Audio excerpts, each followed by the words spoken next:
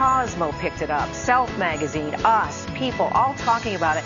Ashton Kutcher even reposted it on his Facebook page. Ashlie joining us on the couch. No! Oh no, what do I do? End of the day, I'm just a normal human being. I sit down, I have belly rolls, I have cellulite, I have all of those things that every other person has. I just don't always feature them, and I just felt like You're right. If you go to the Facebook account or Instagram account of a local health and fitness coach, typically they've got these great poses. They're in the mirror, they're flexing. Yeah. They always Holding their breath. They always seem to Yeah. look ripped. Yes. You, again, yourself, a health and fitness coach, you do online training. So typically your clients would see you at your best, or was this unusual for your clients even to see you in this light? I think it's unusual for my clients to even see me in this light. I always talk about self-love, and I always talk about that I will never have a six-pack because I will not pass up the birthday cake and I won't pass up the champagne at a celebration. She's my kind of gal. You know? You can work out with her, Kathy. But I've never really shared that kind of raw photo of me where this is just me sitting. This is how I look. So why did it touch such a nerve? I mean, why did people, us, I mean, they contacted you, interviewed you, and what was the reaction?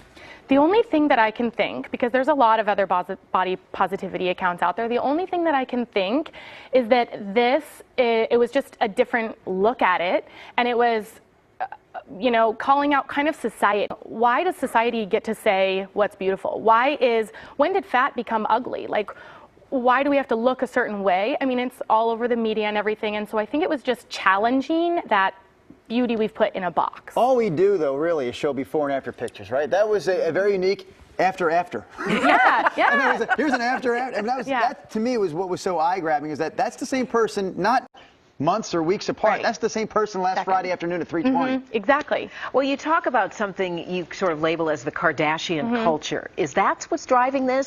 So I kind of called it that because I feel like they're very well known. The Kardashians are well known. People look up to them. They think they're beautiful, and they are beautiful. But they're not the only version of beautiful. And one of the things that I thought was Kim, who everyone looks up to, has had 2 babies and can't leave her house until she feels comfortable. And it's she like hasn't come by that body naturally. We right. Know that. Well, yeah, I don't know about Step out of this discussion.